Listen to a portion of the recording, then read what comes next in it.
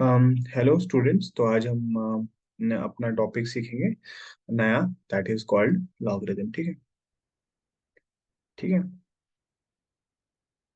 तो क्या होता है लॉगरिदम्स? तो सबसे पहले इसको लिखते कैसे हम? इसको लिखते हैं हम इस तरीके से, लॉग ऑफ, इस तरीके से। एक यहाँ पे बेस में रखते हैं, सपोज मैंने नंबर बी, बेस में बी रख लिया। और आर्ग्यूमेंट, इसको हम बोलते हैं आर्ग्यूमेंट, इसको मैंने यहाँ पे ए रख लिया। सपोज इसका वैल्यू मेरे पास एम आया। सबसे पहले इसको पढ़ते कैसे हैं वो आपको आना चाहिए। तो इट इज रेड एज, ठीक है, इसको हम पढ़ते हैं read as log of a. ठीक है, log of a to the base, to the base b, है ना। इस तरीके से हम लिखते हैं। और इसको डिफाइन किस तरीके से करते हैं? इसको हम डिफाइन इस तरीके से करते हैं, it is the number, it is the number, it is the number when raised on, raised on b will produce, produce a, है ना। तो ये एक वो नंबर होता है जो हम बेस के ऊपर रखते हैं और वहां पे आंसर आता है हमारे पास ए। मतलब इस चीज का आंसर क्या आएगा कि अगर मैं बी के ऊपर पावर रख लूं एम, तो मेरे पास मिल जाएगा यहाँ पे ए। इसका मतलब ये है कि बेस के ऊपर मैं क्या पावर रख लूं ताकि वहां पे मेरे पास आर्ग्यूमेंट मिल जाए। ठीक है। तो नेक्स्ट चीज मैं यहाँ पे डिस्कस करूंगा कि इस तरीके से हमारे पास होता है। यहाँ पे मैं लिखता हूँ लॉग, और suppose log of a to the base B.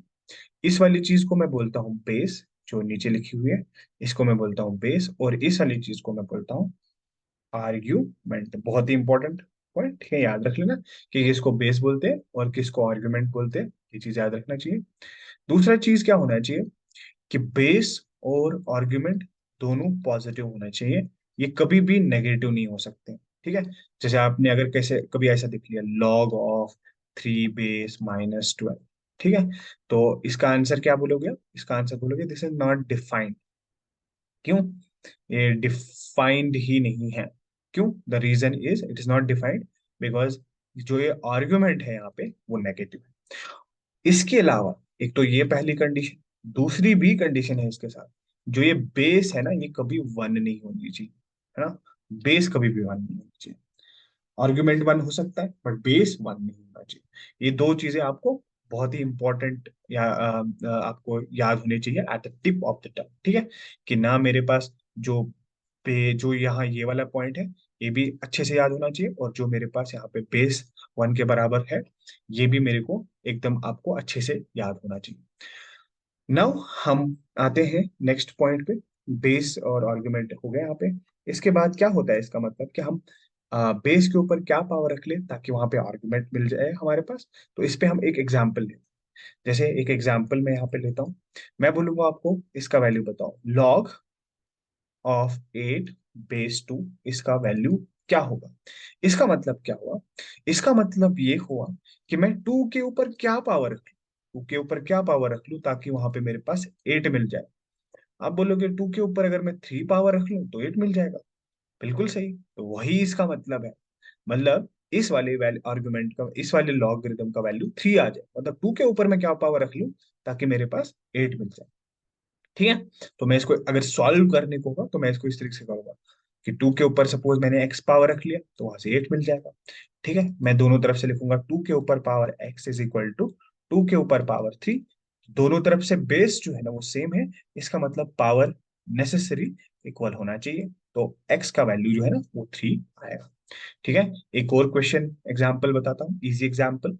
जैसे मेरे पास यहाँ पे लॉग ऑफ 27 बेस 3, ठीक है, इसका वैल्यू क्या होगा? ठीक है, इसका वैल्यू क्या होगा? तो ये भी बहुत ही इजी एग्जाम्पल है। मैं आपको बोलूंगा कि 3 के ऊपर मैं क्या पावर रख लूं ताकि इसका आंसर मेरे पास या इसका वैल्यू मेरे पास 27 आ जाए। आप बोलोगे 3 के ऊपर इस तरीके से 27 को मैं 3 रेज टू पावर 3 लिख सकता हूँ ना। तो आप बोलोगे बेस यहाँ से सेम है, यहाँ से सेम है, तो एक्स के ऊपर इसका मतलब है कि अगर मैं बेस के ऊपर मतलब 3 के ऊपर अगर मैं पावर 3 रख लूँ तो 27 आ जाएगा। तो मतलब इसका जो वैल्यू है वो 3 आना चाहिए। ठीक है। तो कुछ और एग्जाम्पल्स अभी हम देखते हैं। नेक्स्ट पेज में लेता हूँ, ठीक है। जैसे एग्जाम्पल, एक अच्छा एग्जाम्पल लेता हूँ, ठीक है। अगर मैं आपको बोलूँ कि इसका वैल्यू क्या आ जाएगा, लॉग ऑफ, सपोज यहाँ पे मैंने लिख लिया लॉग ऑफ 5 बेस 25, इसका वैल्यू, सपोज मैं बोलता हूँ इसका वैल्यू है y, तो मैं बोलूंगा फाइंड y, फाइंड y, ठीक है। तो आप इस क्वेश्चन को किस तरीके से सॉल्व करोगे, तो सॉल्यूशन हम इस तरीके से लिखेंगे कि 25 के ऊपर अगर मैं पावर रख लूंगा y, तो वहां से मेरे पास मिलना चाहिए आर्ग्यूमेंट, आर्ग्यूमेंट क्या है 5, है ना। तो मुझे पता है अब 25 को किस तरीके से मैं लिख सकता हूँ, 5 raised to power 2, ठीक है, whole raise to power y is equal to 5, है ना। आपको ये चीज पता है, आपने इतना 9th क्लास में सीखा होगा। अगर नहीं सीखा है तो क्या होता है कि अगर मैं ए के ऊपर पावर रख लूं बी और होल पावर रख लूं सी, ये जो पावर होते हैं ये आपस में मल्टीप्लाई होते हैं। तो इसको मैं इस तरीके से लिखता हूँ A raise to power B C. तो यहाँ पे मैं इस तरीके से यहाँ पे ये करूंगा 5 raised to power 2y को मैं लिखूंगा 5, मतलब 2y का जो वैल्यू है वो मेरे पास, अब यहाँ पे देखो बेसिस दोनों तरफ से सेम है, ठीक है, 5 के ऊपर पावर 1 है, तो इसको मैं बराबर 1 के बराबर लिखूंगा, मतलब y का वैल्यू होना चाहिए 1/2, ठीक है। अब 1/2 का मतलब क्या है कि मतलब अगर मैं 25 के ऊपर पावर रख लूँ 1/2, तो वहां पे मेरे पास 5 होता है। एंड ऑब्वियसली पावर 1/2, अगर मैं x के ऊपर पावर 1/2 लिखता हूँ तो इसका मतलब होता है स्क्वायर रूट ऑफ x, है ना। स्क्वायर रूट ऑफ x का मतलब होता है पावर 1/2। तो अगर मैं इस तरीके से 25 का स्क्वायर रूट बताऊं आपको तो वो 5 आ जाए, है ना। तो हमें पता है, ठीक है। एक और अच्छा सा एग्जाम्पल हम करते हैं यहाँ पे, ठीक है। जैसे मैं एग्जाम्पल यहाँ पे लेता हूँ कि जैसे मैं एग्जाम्पल लेता हूँ कि लॉग ऑफ से यहाँ पे 1/2 बेस 64, ठीक है। सपोज इसका वैल्यू है अल्फा, तो मैं बोलूंगा आपको फाइंड अल्फा। अल्फा का वैल्यू मुझे बताओ क्या होगा, ठीक है। बहुत ही इजी क्वेश्चन, देखो कैसे करेंगे, ठीक है। तो इसका मतलब क्या हुआ कि 64 के ऊपर अगर मैं पावर रख लूं अल्फा, तो वहां पे मेरे को मिल जाएगा आर्गुमेंट जो है मेरे पास बाई 2, है ना। तो कैसे ले करेंगे नेक्स्ट, अब 60 पावर 5 के ऊपर पावर में अप्रोक्सीमेटली अगर मैं आ, इसको इस तरह से लेना 2 raised to power 6 whole raise to power alpha, ठीक है। 2 raised to power 5 32 होता है, 2 raised to power 6 जो होता है वो 64 हो जाएगा मेरे पास। तो इस 2 को मैं ऊपर ले जाऊंगा तो यहाँ आएगा 2 raised to power -1, है ना। तो यहाँ पे इसको मैं सिर्फ लिखता हूँ 2 raised to power 6 alpha is equal to 2 raised to power -1, and यहाँ पे मेरे पास आ जाएगा 6 अल्फा जो है ना, 6 alpha will be equal to -1, मतलब अल्फा इज इक्वल टू -1/6। तो इसका वैल्यू आ जाएगा मेरे पास -1/6। आप बोलोगे अभी तो बोला था आपने कि कुछ नेगेटिव वेगेटिव नहीं होना चाहिए, मैंने कब बोला था नेगेटिव नहीं होना चाहिए, मैंने बोला था बेस और आर्ग्यूमेंट नेगेटिव नहीं होना चाहिए, वो पॉजिटिव होना चाहिए। अभी आंसर वांसर तो नेगेटिव आ सकता है, इसमें कोई दिक्कत नहीं है, ठीक है। अगर आपको ये चीज समझ में आ गई है तो आई विल गिव यू एक होमवर्क, होमवर्क एक्सरसाइज आपको दूंगा। सबसे पहला क्वेश्चन आप इस तरीके से करेंगे कि लॉग ऑफ सपोज 64 यहाँ पे 8, इसका आंसर बताना। सपोज इसका आंसर अगर मैंने x लिख लिया तो what will be the value of x, है ना। और दूसरा वैल्यू, दूसरा मैं इस तरीके से बोलूंगा लॉग ऑफ 125, यहाँ पे पावर लिखूंगा 5, इसका सपोज आंसर 5 है तो x का एंड y का वैल्यू निकाल, ठीक है। Now moving to the next portion of the logarithm, that is called properties of log, ठीक है। तो नेक्स्ट पोर्शन जो हमारे पास है वो है मेरे पास प्रॉपर्टीज ऑफ लॉग, ठीक है। प्रॉपर्टीज, प्रॉपर्टीज ऑफ लॉग, ठीक है। लॉग या लॉगरिथम, ठीक है, दोनों एक ही चीज होता है। तो प्रॉपर्टीज ऑफ लॉग क्या होता है, सबसे पहली प्रॉपर्टी जो है ना वो हम यहाँ पे डिस्कस करेंगे कि सबसे पहली प्रॉपर्टी क्या होती है।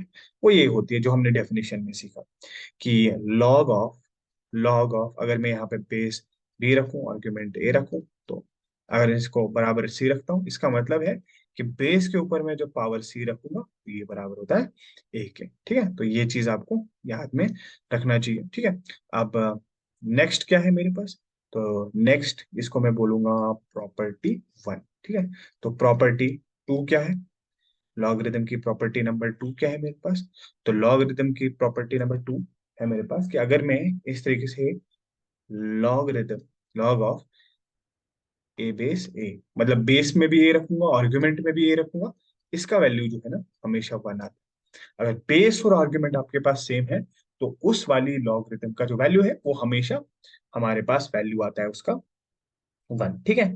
तो उसके बाद प्रॉपर्टी नंबर थर्ड है ना। तो प्रॉपर्टी नंबर थर्ड क्या होती है? प्रॉपर्टी नंबर थर्ड होती है मेरे पास कि अगर मैं लॉग को इस तरीके से लिखूं, ठीक है ना, लॉग ऑफ, है ना, log of A base one. ठीक है। अगर मैं ये आर्ग्यूमेंट में पावर बेस रखूंगा, हमें पता है कि बेस में तो हम वन नहीं रख सकते, अगर मैंने आर्ग्यूमेंट में वन रख लिया तो इसका आंसर जो है ना वो जीरो आ जाएगा। ठीक है। तो नेक्स्ट चीज हम पढ़ेंगे, ठीक है ना, बहुत ही इजी इजी है। Property number third, property number fourth. Property number fourth क्या है कि अगर आपके पास इस तरीके से है, लॉग ऑफ, मैं इसको ब्लैक में लिख लेता हूँ ताकि समझ में आ जाए। ठीक है, log of b a raise to power k. तो ये हमारे पास ये जो पावर है ना, आर्ग्यूमेंट पे पावर है ना बी, तो ये सीधे यहाँ पे आ जाएगा। इसको मैं इस तरीके से लिख सकता हूँ कि log of A base b, इस तरीके से मैं लिख सकता हूँ। ठीक है। तो जैसे मैं एक एग्जांपल यहाँ पे लूंगा, ठीक है, बहुत छोटी सी एग्जांपल लूंगा मैं आपको बोलूंगा लॉग ऑफ थ्री, इसका एट का वैल्यू क्या होगा? आप बोलोगे ये तो इस तरीके से log of three base eight का को मैं लिख सकता हूँ two raise to power three. हाँ बिल्कुल लिख सकते हैं। अब इस थ्री को मैं इधर ला सकता हूँ नीचे, तो यहाँ से three log of three base two. तो यहाँ पे ये इसका आंसर आ सकता है। ठीक है। और प्रॉपर्टीज को हम यहाँ पे डिस्कस करेंगे। ठीक है। कि अब अगर ये पावर मेरे पास आर्ग्यूमेंट में ना होके, आर्ग्यूमेंट में ना होके मेरे पास अगर ये पावर जो है ना, ये कौन सी प्रॉपर्टी है? Property number fifth. अगर ये अगर ये पावर जो है ना बेस में ना होके, सॉरी, आर्ग्यूमेंट में ना होके बेस पे अगर ये पावर आ गया, तो तब हम क्या करेंगे? Suppose log of b raise to power k a. ठीक है। तो तब क्या हो जाएगा, जो के है ना ये बाहर आ जाएगा, बट इसका रेसिप्रोकल हो जाएगा। ऐसे मैं लिख सकता हूँ वन डिवाइडेड बाई के लॉग ऑफ, इसको मैं लिख सकता हूँ बी और इसको लिख सकता हूँ ए। जैसे एक एग्जांपल छोटी सी मैं आपको दिखाऊं, ठीक है, बोलूंगा बताओ इसका वैल्यू क्या है? Log of 25 base two base four, है ना, इसका वैल्यू बताओ क्या होगा? इसका वैल्यू ये होगा, मैं इसको इस तरीके से लिख सकता हूँ, लॉग ऑफ 25 को मैं लिख सकता हूँ five raise to power two, और फोर को मैं लिख सकता हूँ two raise to power two, है ना। अब क्या होगा यहाँ पे, ये टू जो है ना ये सीधे आ जाएगा यहाँ पे, वन बाई टू हो जाएगा इसका, है ना, log of five base two raise to power two. अब ये टू जो है ना ये सीधे आ जाएगा यहाँ पे, तो ये आएगा इस तरीके से टू डिवाइडेड बाई टू, है ना, ये सीधे यहाँ पे ये वाला टू जो है ना ये यहाँ पे मल्टीपल होता है ना, तो two raise to power two. यहाँ पे मैं लिख सकता हूँ log of two base five, ये टू और टू कैंसिल होगा, तो इसका आंसर आ जाएगा मेरे पास log of two base five. तो that is the answer of this question. अब नेक्स्ट किस तरीके से हमारे पास है, let's see property number next, that is property number six I guess, है ना। प्रॉपर्टी नंबर सिक्स वो क्या बोलता है कि वो ये बोलता है, ये वाली प्रॉपर्टी ना हम डिफरेंशिएशन में बहुत ज्यादा यूज करेंगे। जैसे क्या होता है कि अगर मैं सी के ऊपर यहाँ पे पावर रख लूँ लॉग ऑफ, यहाँ पे बेस में यहाँ पे बेस में ए लिखूं और आर्गुमेंट बी रखूं, तो याद रखना ये जो ये वाला बेस है ना ये इस आर्गुमेंट से एक्सचेंज हो सकता है। इसको मैं इस तरीके से लिख सकता हूँ लॉग, हाँ इसको मैं इस तरीके से लिख सकता हूँ, इस बी को मैं यहाँ पे लिख सकता हूँ लॉग ऑफ सी बेस ए। ये बहुत ही इंपॉर्टेंट चीज है, very very important, remember this property. ठीक है, जो हम फिजिक्स में यूज करेंगे आगे। ठीक है।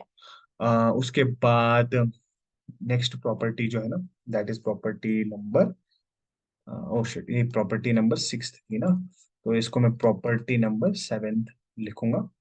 प्रॉपर्टी नंबर सेवेंथ क्या होगा? प्रॉपर्टी नंबर सेवेंथ मेरे पास होगा इस तरीके से कि लॉग ऑफ, है ना, लॉग ऑफ, चलो ब्लैक से लिख लेते हैं ताकि आपको समझ में आ जाए। ठीक है। ठीक है। तो इस तरीके से अगर मैं लिखूं यहाँ पे कि log of log of C B into A. ठीक है। कि अगर मेरे पास आर्ग्यूमेंट में मेरे पास मल्टीपल है, तो इसको मैं सेपरेट कर सकता हूँ बाय एडिशन साइन बीच में डाल के। ठीक है। तो मैं इसको इस तरीके से लिख सकता हूँ लॉग ऑफ लॉग ऑफ सी, और यहाँ पे मैं लिख सकता हूँ बी।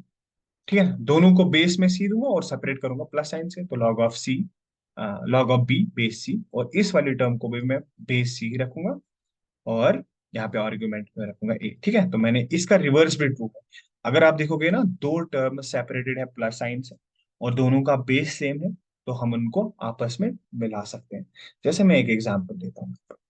एग्जाम्पल इस तरीके से मैं बोलूंगा आपको, log of 5 base 3 plus log of 5 base 9, है ना।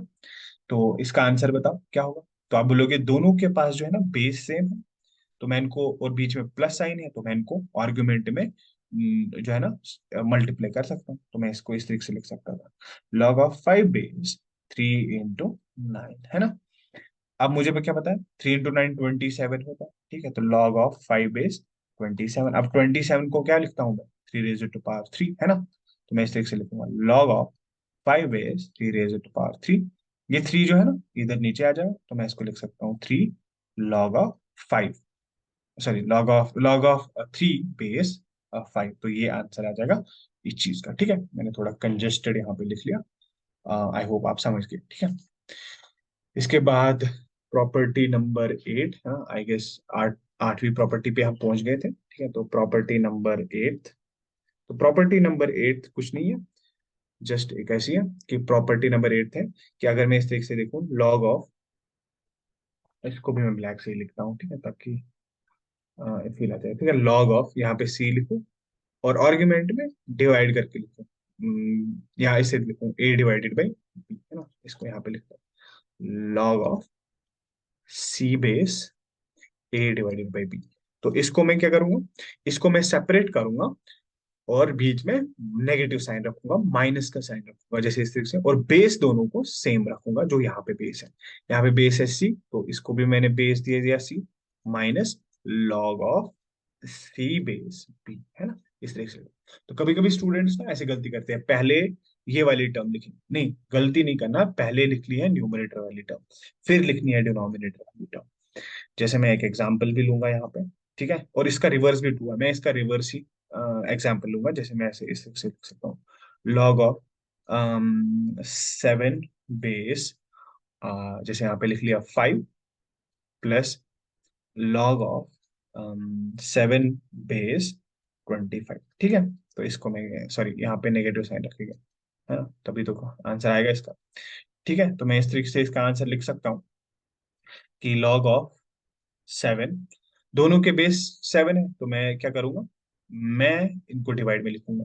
ये वाली टर्म जो होगी न्यूमरेटर में आएगी, ये वाली टर्म डिनोमिनेटर में आएगी। ठीक है, जिसके साथ नेगेटिव साइन, तो मैं इसको लिख सकता हूँ 5 डिवाइडेड बाई 25। ठीक है, तो मुझे पता है 5 1 जार 5, 5 5 जार 25, तो इस तरीके से आ जाएगा लॉग ऑफ 7 1 डिवाइडेड बाई 5। या तो आप ऐसे छोड़ सकते हो, या थोड़ा और मैनिपुलेट करोगे, आप बोलोगे ये ऊपर आनी चाहिए 5 टर्म, तो उसको ऊपर लाओ, तो ये बन जाएगा इस तरीके से, लॉग ऑफ 7, और यहाँ पे 5 रेज़ टू पावर -1 में इसको लिख सकता हूँ, माइनस यहाँ पे मैं इसको लॉग ऑफ 7 बेस 5। ठीक है, नेक्स्ट प्रॉपर्टी जो है ना, वो मैं आपको बताता हूँ जल्दी जल्दी। ठीक है, तो दैट इज प्रॉपर्टी नंबर 9, है ना, प्रॉपर्टी नंबर 9 आई गेस। ठीक है, प्रॉपर्टी नंबर 9 क्या बोलती है, प्रॉपर्टी नंबर 9 ये बोलती है कि अगर मेरे पास इस तरीके से है, लॉग ऑफ, सपोज यहाँ पे सी है और यहाँ पे पावर है, यहाँ पे आर्ग्यूमेंट में एक्स डिवाइडेड बाई 1, अगर मैं इनको पावर्स को उल्टा कर दूंगा, ठीक है, रेसिप्रोकल इनका लूंगा, तो यहाँ पे एक नेगेटिव साइन जनरेट होगा। तो इसको मैं इस तरीके से लिख सकता हूँ, नेगेटिव लॉग ऑफ सी, और ऊपर आएगा वाई, नीचे आएगा एक्स। ठीक है ना, तो ये भी बहुत ही इंपॉर्टेंट प्रॉपर्टी है, जो लोग जो है ना भूल जाते हैं। तो मैं यहाँ पे जो है ना, ये वाला स्टेप जो मैंने यहाँ पे किया, यहाँ पे मैं ये वाली प्रॉपर्टी लगा सकता हूँ, क्योंकि हमें पढ़ी नहीं थी तो मैंने एक्सप्लेन किया। तो यहाँ मैं इसका रेसिप्रोकल ले सकता था, यहाँ पे नेगेटिव साइन लिख सकता था, और इसको मैं डायरेक्ट ऐसे लिखता था। ठीक है ना, तो ये अभी हमारे पास इस तरीके से हम इसका यूज कर सकते हैं। ठीक है, तो आई गेस हमने सभी लॉगरिथम की जो प्रॉपर्टीज है वो अच्छे से पढ़े। तो एक एग्जांपल मैं करता हूँ, ठीक है, ताकि आपको यहाँ पे फील आ जाए थोड़ा सा कॉन्फिडेंस। ठीक है, जैसे अगर मेरे पास यहाँ पे log of 3 base, log of 3 base a raise to power 5 multiplied by b raise to power 7। तो इसका आंसर क्या आ जाएगा? ठीक है, इसका आंसर ये आ जाएगा। मुझे पता है बेस यहाँ पे सेम है, तो मैं इनको सेपरेट करूंगा by plus sign, by plus sign. तो कैसे करूंगा? दोनों को बेस रखूंगा, ये वाली जो इसके पास भी है, जो यहाँ पे 3 है, तो मैं दोनों को बेस 3 दूंगा। प्लस लॉग ऑफ, यहाँ पे भी मैं 3 रखूंगा, फिर रेज टू पावर 7, है ना। अब क्या होगा? अब ये यहाँ पे पावर है तो पावर नीचे आएगा, तो यहाँ पे मैं लिखूंगा 5 log of 3 is log of A base 3, and यहाँ पे मैं लिखूंगा लॉग ऑफ बी बेस 3। और यहाँ पे भी 7, ये पावर जो है ना नीचे आ जाएगा, ये 7 जो है ना ये नीचे आ जाएगा इस तरीके से। तो that is the answer of this question. अगर आपको ये क्वेश्चन समझ में आ गया, अगर आपको ये सब चीज समझ में आ गया, तो मैं आपको एक होमवर्क एग्जाम्पल देता हूँ। होमवर्क एग्जाम्पल आपकी ये है, इसका आंसर निकालना है 2 log of 5, 5 base 3 plus log of 5 base 7। इसका आंसर निकालना है आपको। अगर आपको इसका आंसर में निकालने में कोई दिक्कत हुई तो यू कैन कॉमेंट डाउन कि हमें इसका आंसर नहीं आया, please tell us the answer. और you can contact me through Instagram, जो आपको नीचे डिस्क्रिप्शन बॉक्स में मिलेगी। Thank you. आई होप आपको ये सब समझ में आ चुका होगा। Thank you, have a nice day.